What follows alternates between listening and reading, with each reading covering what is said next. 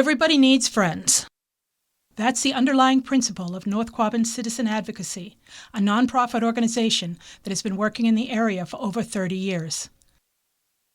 The only mission of NQCA is to pair community volunteers with disabled people that need assistance. Though this sounds like a simple task, it can have powerful and long-lasting effects on both people in the relationship. With a staff of 3, 2 co-executive directors and an administrative assistant, and the enthusiastic cooperation of dozens of volunteers, NQCA now supports almost 100 relationships. Some pairings were made last week, some have existed for decades. NQCA maintains extensive connections in the community, both to identify people who may need assistance and to recruit volunteers to lend a hand when needed. Protégés, or people needing assistance, are interviewed about their lives and their needs. A request is sent to the community for an advocate who shares their interest and outlooks. Needs can range from a ride to the grocery store, help with bills, a need to get out in the community and have fun, or doing an activity such as hiking, knitting, or visiting relatives. During the next few minutes, you will be introduced to advocates, protégés, and the dedicated staff that make the pairings possible. Renette was paired with Stephen and Sarah Meyer last year. Stephen talks about how they met. Going to the church dinner. The church dinner first Friday of every month, and you go and you sit down and you have a meal. It's like, and a band plays music, different music every time. Last time we went, it was Celtic music. I love Celtic music. That was beautiful. And we have roast beef and mashed potatoes and green beans, and everybody says a small prayer in the beginning, and then it's listen to the music and talk and have a good time and meet people. And Renette and the Meyers enjoy a number of community activities together, including going to church suppers and going to events sponsored by NQCA. They describe how the relationship has blossomed. We went to the food pantry. I was picking out groceries and filling out the slip with the guy, and they were all having coffee and talking. So her mom was bagging up dog food, and Renette was just chatting with Sarah and drinking a cup of coffee with her. And not all relationships go smoothly. Protégés have been let down by the system and left by advocates and staff in the past. But NQCA does not give up on its protégés. Nobody is ever dropped from the program until they are located. Tom Zanetti has been searching for his protégé for several months. What other kind of things do you and Kyle do together? One of the things he likes to do that I also like to do is swim. I like the water a lot. I'm a hiker and swimmer, and Kyle likes to swim, so we would get together over at Laurel Lake in the summertime. And again, we both like food. We both like to eat, so we would stop at a sandwich shop somewhere and pick up lunch, and then head off over to the lake and spend time swimming and standing in the water talking. You know, a lot of times instead of sitting on the beach, we would just be standing in the water, you know, up to here, just enjoying it. Yeah. How old is Kyle? He is 31. As a matter of fact, he has a birthday coming up on Thanksgiving. And I always remember his birthday because it's the same as my sister. Okay. You have any plans for his birthday? I hadn't really thought about that. Right now there's been a lot going on, but one interesting thing is that his life is in transition a lot. Kyle has a disability which prevents him from having a job, and so his life sometimes is in transition. Keep up with him and keep in touch with him. You know, his mobile number will change every so often, and I'll have to kind of do a little scrambling to get that. But I've been able, as I say, because I know his family a little bit, and I understand some of the challenges that he faces, and so I'm able to work with that, and it's worked out. North Quabbin Citizen Advocacy is part of a worldwide organization with groups in Australia, Canada, and several of the states in the U.S.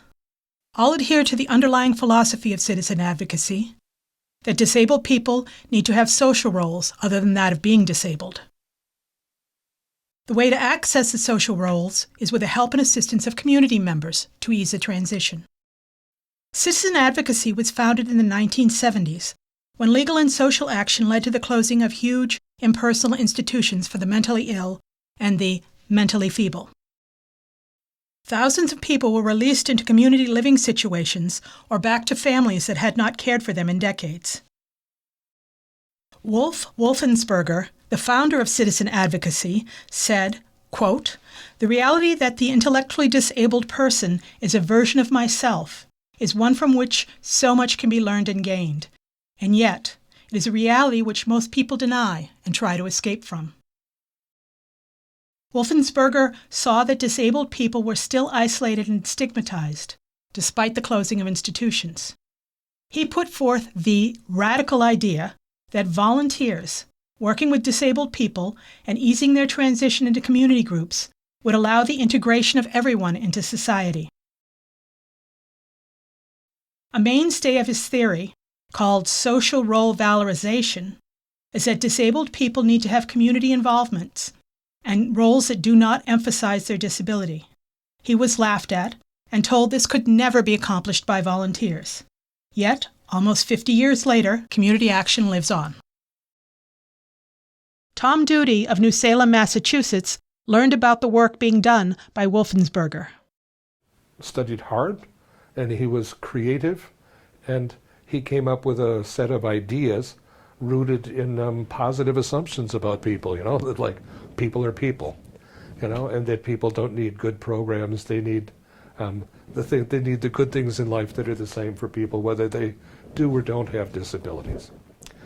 And so he developed training and workshops about that back in the 70s.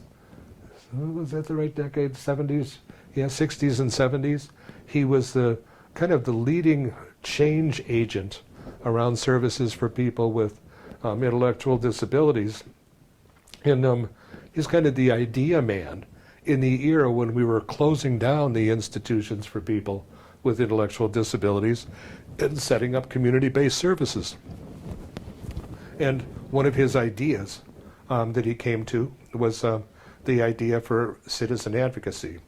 And that was at a conference where there were a bunch of people, kind of national level, North American people who were talking about different protection schemes for people who were vulnerable, protection from harm, and also advocacy schemes, advocacy for more opportunity. He brought those ideas and ideals to the North Quabbin region. My name is Tom Duty, and I was kind of the founding organizer of North Quabbin Citizen Advocacy going back quite a while, more than 40 years. And how did you get involved with NQCA?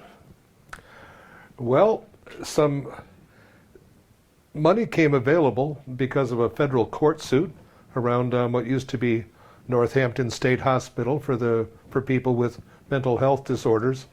And one of the ways that the state promised to try and deal with the unconstitutionally inhumane conditions there was to support the development of an array of community-based services.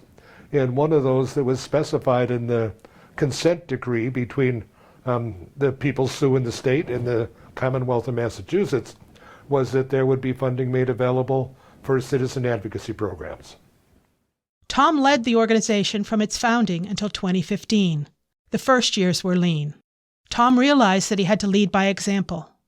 Lawrence was, when I first started doing this work, even before the citizen advocacy program, it had occurred to me that based on some good questions from other people, that you needed to walk the walk before you could talk the talk. That if I was going to talk about people with and without disabilities being kind of more deeply engaged with each other and more deeply engaged in relationships with each other, that it was important that it would be part of my life as a kind of private person. But the idea of citizen advocacy worked, and the organization grew. John DeWitt was a friend of Tom Duty and was recruited early to join NQCA. So my wife, Lisa, and I became advocates for a gentleman named Tony, actually a boy named Tony, who was around our kids' age, between my daughter and my son, who are now in their adults and in their 20s. He was drawn to the values expressed. Citizen advocacy was really one of our, we were very proud of our funding of citizen advocacy, and the organization was just a shining light. Mm-hmm. And so I was drawn into the organization. I was attracted to a human services organization that lifted people up and treated them with dignity. And I think one of my observations in human services is that whether by design or by circumstance or for a variety of reasons, people are not always treated with dignity. And I thought citizen advocacy had at its core building relationships between people, not a model of charity, but a model of friendship mm-hmm. and community and, and service, yes, not to take away from the service aspect of it. I've seen a lot of advocates over the years do amazing things for the people, for the protégés that they support. But I think that what was powerful for me was just seeing an organization that operated by a different set of was very principled and operated by those principles mm-hmm. In a very different way than many human services organizations do. Not to disparage them broadly, because it's really challenging to deliver human services. But citizen advocacy is a different kind of model, and I think it's a worthy model to always advocate for, because it's about everyone has dignity. John had worked for the United Way and other human services agencies, but in classic citizen advocacy fashion, had bonded with the organization through another venue, music. I know you've also become involved with citizen advocacy through your role as a musician, and that you've done that soup and song and things like that. Yeah, that's been fun. I subject people to my band's music every year or so, and they don't complain too much. It's fun. I think it's part of the celebratory aspect of it, and I think music, everybody dances or feels the rhythm mm-hmm. and feels the joy of music and love and connects through music. And so I think music is a way of it's allowed me to bring my friends in who are in my band, and now they're supporters of citizen always advocacy, a good thing. just because they're my friends. Mm. John rejoined the NQCA Board of Directors in 2025 and continues to be part of the fundraising committee. When Tom Doty stepped down as executive director in 2015, Nate Johnson filled that role. He talks about his journey from board member to staff. So Nate, how did you become involved with North Quabbin Citizen Advocacy? I first became involved as a board member several years ago. A former gym teacher of mine was on the board and invited me to join, and I was just immediately attracted to the friendship and the true nature of the friendship between people that I could see blossoming. And then what happened? Then how did you get from there to here? And then, I served on the board for a couple of years at least, and I had a stint as vice president, and I was working at another local nonprofit at the time, and that job came to an end. It was set up to only be a certain number of months, and the opportunity for me to become a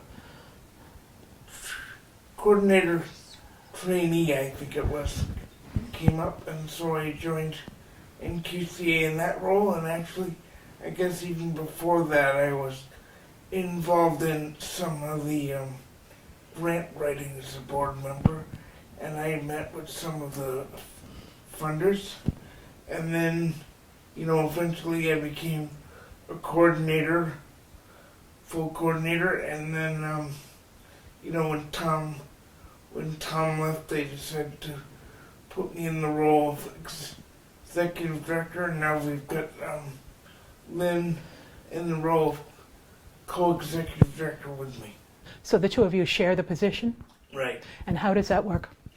I think it's working well. Nate has been the executive director for 10 years. Yeah, so I'm involved in, almost all the various pieces of the work.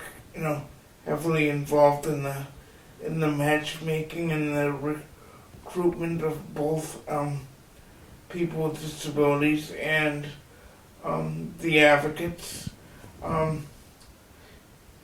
I find the advocates, often in the community or through family members or through different organizations I'm involved with. And then, there's the piece of grant writing and grant making. We have a part-time grant writer that helps us apply for grants from foundations.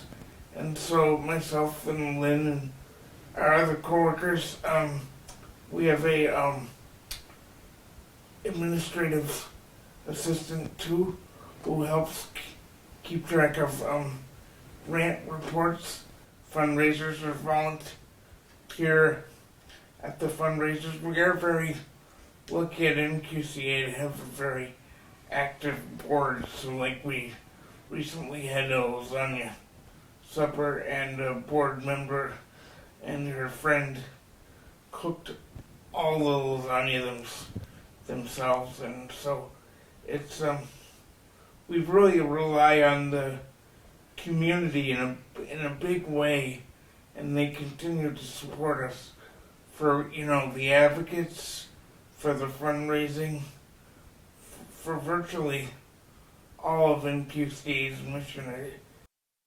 Under his stewardship, NQCA continues to grow and today supports almost 100 relationships between community volunteers and people who are in need of assistance.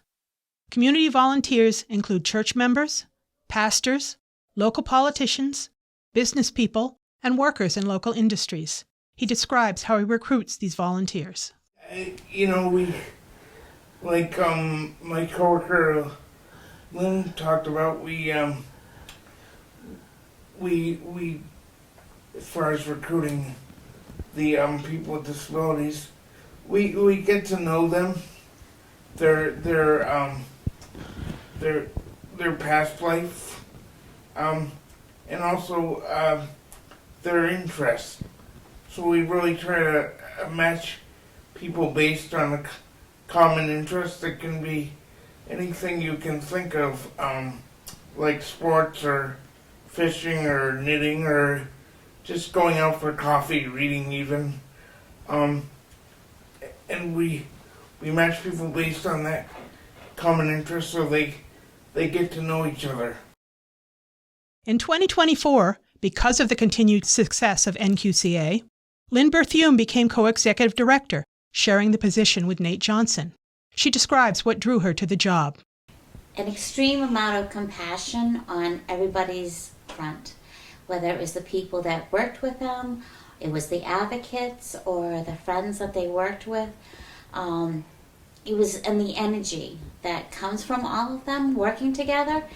It just is a great feeling, and it's great to observe.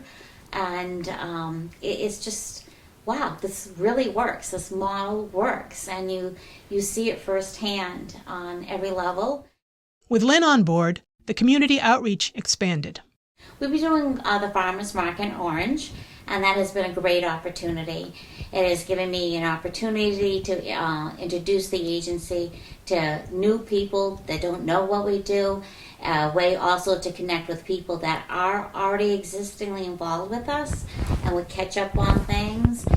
We've also done open houses at schools, the local schools, and that has been interesting because we are one of the few organizations, the advocate organizations throughout the country, that actually gets involved with young adults and children now. We've been working with adults, and it's interesting because even a young girl in middle school or a child, it's nice just to get a phone call. Hey, how you doing? That type of thing.